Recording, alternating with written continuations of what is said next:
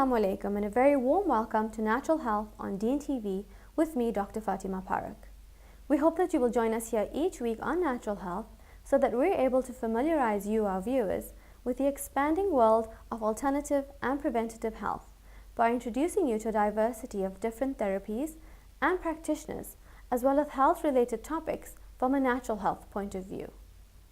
We hope to bring you up-to-date and interesting health-related shows that enable you to make informed choices about your health, as well as keep you abreast of the many natural health therapies that are currently available here in South Africa, their individual benefits, and how they can be used to treat specific health-related issues. In our previous show, we talked about what natural health is and the different types of natural health therapies that fall under the banner of the Allied Health Professionals Council.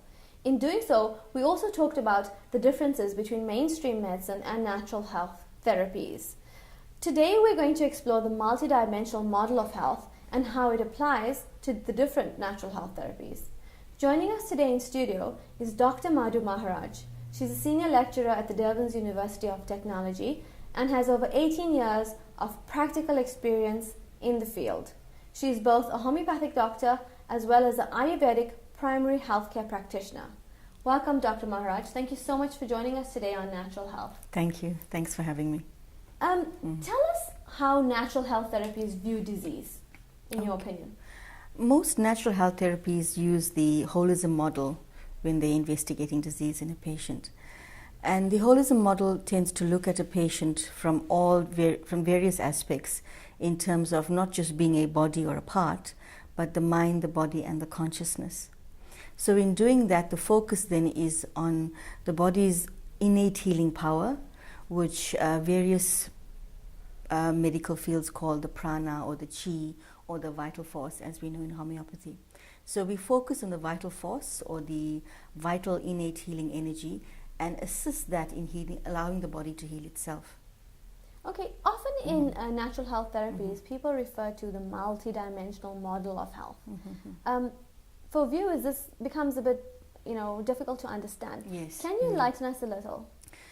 The multidimensional model is a new age term coined to incorporate the various facets that a natural healthcare practitioner has to look at when they're taking care of a patient. Multidimensional implies having various aspects and various dimensions as opposed to unidimensional, which is only looking at one part, one organ, one system. So the natural healthcare practitioner has a multidimensional model that they use, as I said earlier on, a holism model, where we look at various aspects of the patient in order to help them. So practically, if you think about the different practitioners, a natural health therapy practitioners and allopathic practitioners, how does this model differ for both of them? Yes, so you'll find the focus is quite different. With the allopathic practitioner, often you'd find that their focus is on a specialization. And it, like say, for example, if the patient has lupus, systemic lupus erythematosus, you'll find them being under the care of a rheumatologist, taking care of the connective tissues, the immune system, and the joints. Then that same patient with the symptoms of the lupus will also have a nephrologist on board, will also have a psychiatrist on board for the depression that comes with the chronic illness, a psychologist to deal with day-to-day challenges, as well as a dietitian to help with managing that disease more appropriately. However, if you had to visit a natural healthcare practitioner, you'd find that one practitioner managing all those symptoms, all those systems, probably with one management technique, depending on what they are practicing at that time. So a patient would then just need one person to take care of their health, as opposed to several different practitioners. That's correct. Even though it sounds simplistic, you'll find that if you had to visit a homeopath or an Ayurvedic practitioner, they take the entire case of the patient, look at the patient in all their various aspects in terms of diet, lifestyle, stress factors, genetic factors, and so on, as well as the symptoms of their disease. And having done that, you'll find that they tailor-make an individualized prescription, firstly with medication to address those symptoms and the condition medically. In addition to that, they address the lifestyle, the diet that could be either maintaining or creating that disease. So in that manner, you'll find the focus shifts to also prophylaxis, preventing disease in the future and maintaining well-being and health. So it really then changes the desired outcome by Yes. going to a natural health practitioner and having one person manage your Yes. issue instead of having several different people working at different times. Is there any conflict generally if you use that approach? There isn't any conflict because a lot of the allopathic world are now more open to what natural practitioners are doing. And one of the main reasons for that is that most natural health practitioners are medically trained, as we are in South Africa, like at University of Western Cape, University of Johannesburg, and at Durban University of Technology. So all natural healthcare practitioners that are registered with the Allied Health Professions Board have a medical background. So they're able to liaise and work together with the allopathic partners as opposed to against them. So there's no conflict. And often you need your allopathic point of view if there's an emergency. Does this apply to all natural health therapy practitioners or just practitioners that are registered and maybe fall under the banner of Allied Health Professionals Yes. Council? There are lots of other natural health therapy practitioners that are actually unregistered or in good fields but are probably not recognized at the moment. What would you have to say about this? You see, it's difficult to comment, but what I can say is that if they're well trained and they have quite a varied exposure, it is in their favor to register with the Allied Health Professions Council, because then what happens, you have that backup, that background to be able to promote what you do in a more varied domain as well. So they probably are very well trained, very well versed in what they do, but when you are registered, you're able to then bill the patient according to medical aid rates, and you are now out there in the public domain. As well as for the patients that come in, they know that some kind of recourse, that you are properly registered, and you work effectively and are educated enough to hold the position that you do. That's correct. And also to be able to be registered with the Allied Health Professions Council of South Africa, you had to have been through some sort of board exam or an examination with a preferred body in order to be able to practice. So then the patients are, their fears are allayed that you're not with a fly-by-night practitioner. You have a practitioner that's well-trained, that's taking care of your health, who's also able to liaise medically if need be. People are very comfortable going to mainstream medical practitioners. It's something they've been doing forever. They know how the system works. Yes. When it comes to natural health therapies and natural health practitioners, it's a little different. Can you explain to us what's different about going to a natural health therapy practitioner? What's different in the consultation? I know it does take, people often say you need to set aside an hour and a half sometimes. It does take a lot longer, and I've heard a lot more detail, obviously. Can you tell viewers what they could expect? Yes. So following that multidimensional model that we were speaking of earlier, the holistic model, it's obvious that you're going to need more time. So the patient should set aside between half an hour to an hour, depending on which practitioner they're going to. If you're going to a homeopathic or an Ayurvedic practitioner, we need at least about half an hour to 45 minutes of your time to be able to establish what is actually going on with the patient in terms of a clinical diagnosis, and then from there a homeopathic Ayurvedic diagnosis, and then to create a management plan and also counsel the patient in terms of lifestyle and diet.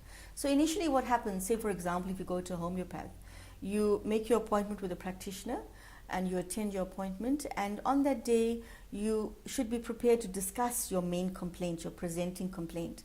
So the practitioner then will ask you details about what is going on with your health. So say for example, if you have a headache, he's not just going to write out a prescription of a painkiller. He'll ask you about the nature of the headache, to describe it in more detail as you feel it, as you perceive it. So he'll ask you about what causes it, what makes it better, what makes it worse, if there are other symptoms that come on with it. In addition to that, he'll ask you about other medications, investigations that have been performed, if you've seen a physician, and so on. Having done that, they move on then to the past medical history of the patient, the family history of the patient, the social history of the patient. Say, for example, if the patient is taking alcohol, is smoking tobacco, nicotine, and that sort of thing. And then we move on to the general symptoms of the patient. The general symptoms are often the vital functions of the patient. So we are interested not only about the main complaint, but how this human being functions having this main complaint. So then we are concerned about things like his sleep pattern, his appetite, his sexual function, hormonal regulation in the case of females, like menstrual cycle, and so on and so forth. So you go on to the general symptoms, and thereafter we ask about stress, lifestyle, traumas, if the patient is affected mentally and emotionally by having this complaint, and then we explore that. And the reason why we go into so much detail, we're looking to see what is the etiology, the causation, or the maintaining factor of his complaint in the rest of his being, not only in his head. So having done that, then we explore diet, we explore lifestyle, because the guy could not be he could be not sleeping very well, and that's why he has the headaches. He could be sitting at the computer screen for too long, and that's why he has those headaches. So we explore diet, lifestyle, exercise routine, and so on, and we create a combined management plan, firstly with medication, and then lifestyle recommendations with diet, as well as exercise and other things. How important is it to get mental emotional symptoms for something like a headache? How often are the root cause of those headaches lying somewhere in a mental or emotional disturbance? Yes. Okay, so headaches, firstly, when you go to a natural health practitioner, we have to firstly rule out clinically that there isn't a noxious factor in the background, like say, for example, a brain tumor, benign intracranial pressure, or hypertension. Okay, so firstly you clinically rule that out by examining the patient as well as in the case history. Thereafter you move on to see if there's something in his lifestyle that's creating or maintaining it. And often, as you and I know, being human beings, that when we're stressed out, we tend to have pain somewhere in the body. So you'll find that in evaluating the stress, investigating the patient's stress, his mental emotional aspect, we're then able to see how he's perceiving his reality, and in that manner creating the headache or any other pain for that matter. So having found that in terms of his his perception of his reality, in terms of how he manages the stress, how he perceives the stress, we create medication to help him cope with that, and in that manner we help with the headache. And for each specific condition, there seems to be lots of different types of medications that one can give for the same symptom. Yes. Tell us how that works. Okay. Going back to the multidimensional system and the holistic system, each human being is not just a head having a headache or a knee having arthritis. It is a human being that has that arthritis. His entire body has created that symptom on some level. So therefore, we choose to then medicate the vitiation in that human being and not merely on that head and on that knee. And therefore, you'll find 3 people going to a homeopath, going to an Ayurvedic practitioner, having the same symptom, like headache or migraine, but you'll find them coming away with different medication that is suited, tailor-made for that particular constitution, that particular problem in that patient. So this multidimensional model of health then, it really works practically. Yes. Because once you get all this information, you can put it together and you can actually then visually see the patient as a whole. That's correct. And move towards healing this patient. Yes, yeah. How do people work with the concept of healing? Because when they go to a mainstream medical practitioner, they're not ever told they're going to be healed. Yes, yeah. They're going to be told that they're going to get well. Yes. And healing is not the same as just getting well. Healing really means, there's a change internally. Yes. And there's, it takes time. It's something that you have to work with your body towards. How do people manage this concept? Is it easy for people to understand? Some people have difficulty with it? Okay, it depends on the nature of the patient, the understanding of the patient. So some patients have read up, and before they attend the consultation, they have been through some information on the internet as to how homeopathy, Ayurveda, Unani works. So then they are au fait with this healing process or the outcome of possible cure or healing. Some other patients who are not aware, you have to educate them. And the way you do that is by informing them that I'm asking you all these questions, not just about your headache, but the rest of your body as well, in order to find the central disturbance that is creating your problem. And in order to find, and when we do find the central disturbance, we're then able to medicate that, and in that way we heal and we cure you. So it's about education and allowing the patient to understand where you are going with this treatment. Are you just superficially giving him a painkiller, or you want to understand the nature of his inner disturbance that has created these symptoms? I like what you spoke about the center of disturbance. Yes. Because even in the example used about a headache, you know, if you actually find emotionally what's causing those headaches and you treat that, you don't actually have to treat the headache at all. Am I right? Exactly. And you'll find that the headache and other symptoms, patients when they come up for the follow-up, they say to you, you know, doc, I used to have irregular menses, and ever since I took your treatment, they are now regular. And all you were doing was treating the patient's headache via his central disturbance. And by correcting that, the entire body, remember we spoke earlier on about the general symptoms, his vital functions. By correcting the central disturbance, the entire body finds equilibrium, homeostasis, and comes back to balance. The concept of balance in natural health therapies is very important, and it's something that runs through, I think, most natural health therapies. And it's very interesting that, you know, a remedy for a specific condition can bring, you know, make better, if we can say, other symptoms that didn't even come up in consultation and things like that. So if you think about lots of the natural health therapies, what do you think is a common thread that, you know, runs through them collectively? Yes, so all the natural health therapies, or most of them, the fundamental thread is the holistic point of view, multidimensional model, okay? Viewing the patient as a whole and not just a part, okay? That's the most important thing. And then also not proclaiming to cure or heal on your own, but deciding to humble yourself and work with the body's innate healing power. So your main field and focus of action is working on the body's innate healing power. So you'll find that most natural health therapies, or especially the larger, more broad therapies like Unani, Ayurveda, homeopathy, traditional Chinese medicine, therapeutic reflexology, work with that model. There's definitely recognition that there is some healing power. Yes. It's been given different names. Yes. Can you tell us a little about this body's ability to almost make itself better and how to stimulate that? Okay. So often that is looked at as an enigma, okay, and or it's from another energy. But we know it's part of being a human being, a human process. It's like, you know, if a patient was in hospital, whether they're young or they're old, no matter how much of intervention has been done to the patient, when the time it is for the patient to die, the patient dies. Whether he's on a respirator, whether you did all the chemo, the radio, given all the medication, the destined time of the patient dies. That is the vital force. That is the predestined energy of that patient. So homeopathy, Ayurveda, Unani, traditional Chinese medicine works with that, trying to bring the body back to balance. So it resonates with its destined energy in order to heal itself.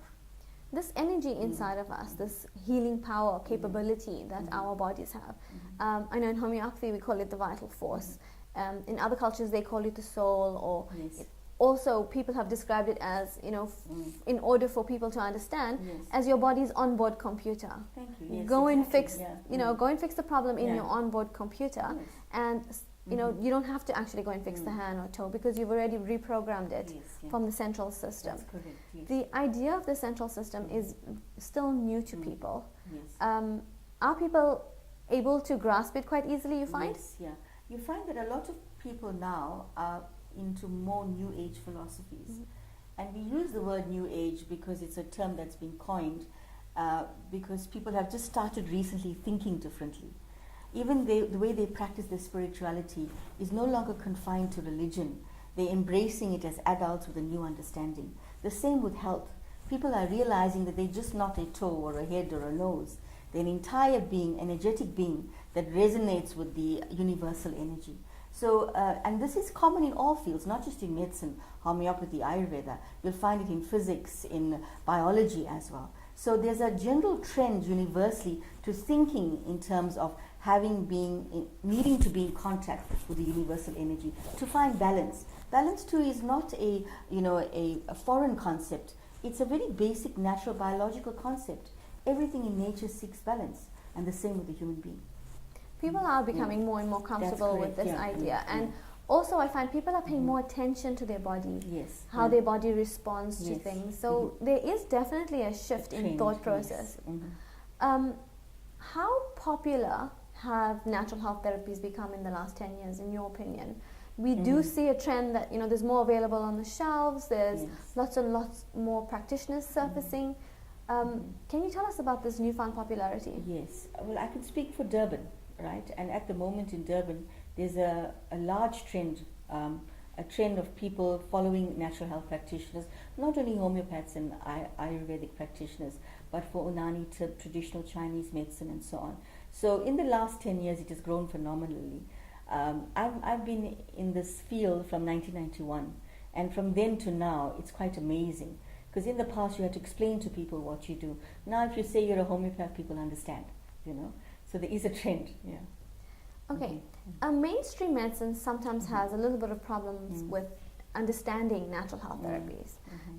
You know, scientific methodology and scientific assessment of how natural health therapies work is a bit of a grey area. Yes. Can you enlighten us a little on this dilemma? Okay. So the entire Western world, or the allopathic world, follows the scientific model, right? And the scientific model is one paradigm of thinking.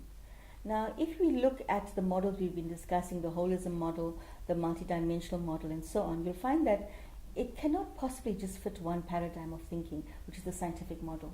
Having said that, you'll find that there's a lot of research being done recently, not only in homeopathy, but in Ayurveda has extensive research. Acupuncture, Unani has extensive research on the efficacy of our methods, even using the scientific method. Okay, so even at DUT, for the last 25 years, we've been conducting master's degree research to show the efficacy of homeopathy and phytotherapy or herbal remedies in various diseases, like, say, for example, acne, menopausal syndrome, arthritis, and so on. So there is a lot more evidence out there. And what are the challenges is the paradigmatic differences. Okay, the paradigmatic differences is the scientific model versus the multidimensional model. Okay, and in order to be able to appreciate the type of research done in homeopathy, Ayurveda, traditional Chinese medicine, and so on, you have to be able to appreciate the paradigm difference. That's first and foremost. And as we said just now, we have to give the public a kudos because they are now thinking differently. They're not stuck in one model anymore. So there's a paradigm shift, firstly. And as soon as you have that, then people appreciate research. In addition to that, because of natural therapies being on the back foot in terms of education, like in our country, we just have 3 institutions that train clinically natural therapists, like homeopaths, chiropractors, and traditional Chinese medicine doctors, even Unani Tib medicine doctors.